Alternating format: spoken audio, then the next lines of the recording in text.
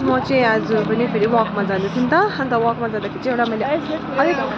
अलिक उयो खालको क्या आफ्नो उयो देखेँ नि त यहाँनिर है त्यो चाहिँ के भन्दाखेरि चाहिँ मैला है मान्छेहरू जताभावी मैला फ्याँक्छ त्यही चिज चाहिँ म तपाईँहरूलाई देखाइरहेको छु होइन आजको मेन भिडियो चाहिँ त्यही छ हो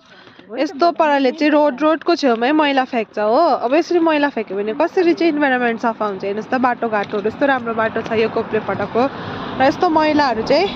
अलिकति मान्छेहरूले पब्लिकले नै ध्यान दिनुपर्छ होइन यस्तो मैला बनाएको छ यस्तो डरलाग्दो मैला बनाएको छ नि यहाँनिर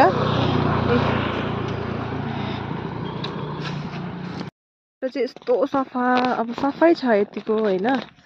तर हाम्रो पब्लिकहरूले नै जान्दैन मैलाहरू जताभावी लिएर जताततै उयो त झन् यस्तो डरलाग्दो मैला माथि माथि छ गाडीबाट लिएर यहीँ फ्याँक्छ यहाँ मुनि पनि त गाउँहरू छ हो यहाँ हेर्नु गाइज यस्तो छ कस्तो मैला फ्याँक्छ रोड साइडमा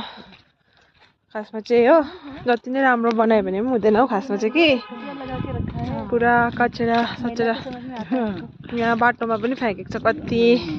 हो यस्तो चाहिँ नगर्नु होइन बाटो यहाँनिर पुरा अब उयो स्कुटीहरू सिक्छ गाडीहरू सिक्छ होइन र बाटो पनि राम्रो छ यो बाटो प्लेन छ यहाँ हेर्नुहोस् टर्न गर्दैछ यहाँनिर साइकल सो हो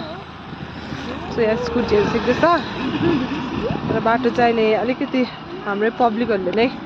मैला गरेर अलिकति मैला देख्ने भएको रहेछ अलिकति उसले ओह्रालो खालको देख्नु हुँदैन मैला फ्याँकिहाल्छ माथि पनि हेर्नु नै अलिकति भिड भनौँ न नेपाली वर्डमा भिड देख्नु हुँदैन हाम्रो मान्छेहरूले यसरी मैला फ्याँक्नु थालिहाल्छ हो अन्त कहाँबाट पनि इन्भाइरोमेन्ट सफा होस् है यसरी मैला पुरा फ्याँकेको छ यो चाहिँ हो चित्रेदेखिको अलिकति रोड अलिकति यता कोप्ले फाटक भन्छ यसलाई त्यो रोड हो गाइज कतिले त चिन्नुभयो होला